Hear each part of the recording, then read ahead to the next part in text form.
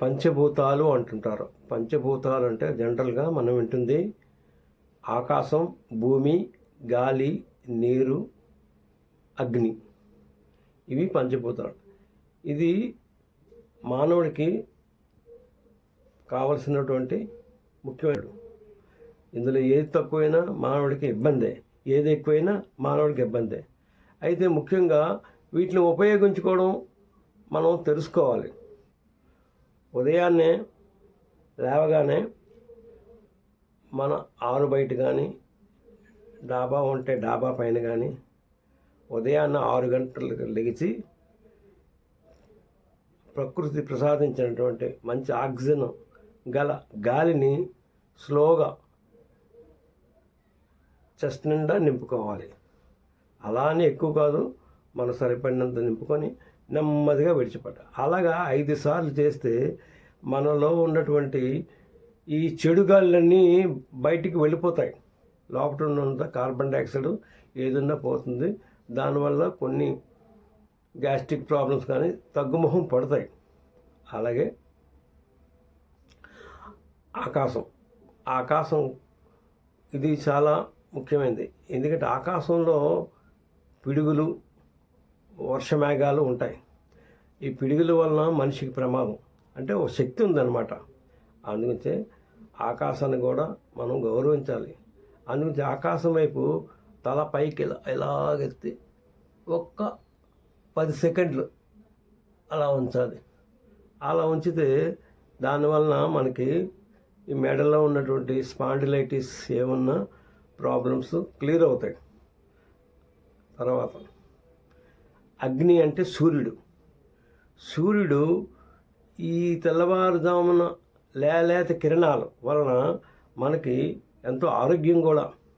ఆ కిరణాలు ఒక 5 సెకండ్లు ఆ కిరణాల దిక్కు చూడాలి. ఆ కిరణాల దిక్కు చూస్తే మన కళ్ళకి ఎంత బాగుంటుంది. మన బాడీలో కూడా ఒక ఇమ్యూనిటీ పెరుగుతుంది. అలాగే నీరు అంటే అది ఫ్లడ్స్ వస్తే మనం ఎంత బాధపడతాం. అసలు నీరు లేనిదే మనం ఉండలేము. ముఖ్యంగా నీరు ఉండాలి. ఉదయం లేచిన దగ్గర నుంచి నీరు కావాలి. ఆహారం తయారు చేయడం కావాలి, ఏ తిన్నా నీరు కావాలి, దాహానికి నీరు కావాలి, స్నానానికి నీరు కావాలి, కాలకృత్యాలు నీరు కావాలి. ఎక్కడికి వెళ్ళినా బాడీలో 70% వాటర్ ఉండాలి. కాబట్టి నీటికి ఎక్కువ ప్రాధాన్యత ఇవ్వాలి. అందుకే నీరుని కూడా ఎక్కువ తీసుకుంటే గాలి చూసారా, గాలి వేస్తే ఎంతో స్పీడ్గా వేస్తుంది. సుడిగాలి వస్తుంటాయి. మరి సుడిగాలి వస్తే పంటలు నాశనం అవుతాయి, స్తంభాలు కూలిపోతుంటాయి. గాలికి ఎంత శక్తి ఉంది. అలాగే ఈ గాలిని కూడా మనం జాగ్రత్త ఆస్వాదించాలి. వాడికి తగులుతుంటూ నడుస్తుంటే చాలా ఆరోగ్యంగా ఏదైనా అక్కడ కూడా చేసుకోవచ్చు. అలాగే అగ్ని అన్నాం అనుకోండి, వేడి అంటే ఈ సూర్యభగవానుడు. ఈ సూర్యభగవానుడు సంగతి తెలుసు. ఆ సూర్యభగవానుడు ఎక్కువగా వేడి వస్తే జనాలు కూడా తట్టుకోలేరు. అలాగనే ఆయన చాలి. మనకి భూతత్వం అంటే భూమి యొక్క తత్వం అంటే ఎర్త్ కేక్స్ కూడా వస్తుంటాయి. ఎర్త్ కేక్స్ వస్తుంటాయి, భూమిలోంచి నీరు ఉంటుంది. అయితే ఎర్త్ కేక్స్ వలన చాలామంది ఇబ్బంది పడుతుంటారు. ఎందుకంటే కొంతమంది జోళ్ళతో నడుస్తుంటారు. కానీ ఎక్కువగా భూమికి మన కాళ్ళ స్పర్శ తగలాలి. రోజుకి 10 నిమిషాలు మనం మట్టిలో కానీ రోడ్డు పైన కానీ 10 నిమిషాలు మనం వాక్ అంటే వితౌట్ చెప్పల్స్తో నడిస్తే మనకి ఎర్త్ ఎలిమెంట్స్ తాలూకా పవర్స్ మనకు వస్తాయి. ఇవన్నీ పవర్సే. ఎంత పవర్ ఉందో ఈ పంచభూతాలకి ఫుల్ పవర్ ఉంది. ఇలాంటి పవర్లు మనకి ఆస్వాదించాలి. మనం స్నానం చేసాం అనుకోండి, నీరుని కూడా మనం బాడీ మీద తాకుతున్నట్టు మన శరీరం మీద ఉంటుందో ఒకసారి ఫీల్ అవ్వాలి. గాలిని ఫీల్ అవ్వాలి, వేడిని ఫీల్ అవ్వాలి. అలాగే అన్నీ ఈ 5 ఎలిమెంట్స్ని కూడా ఫీల్ అవుతుంటూ మనం చేస్తుంటే రోజుకి ఇది ఒక సాధనలా చేస్తే చాలా చాలా ఆరోగ్యం. మీరు 4 రోజులు పాటించండి.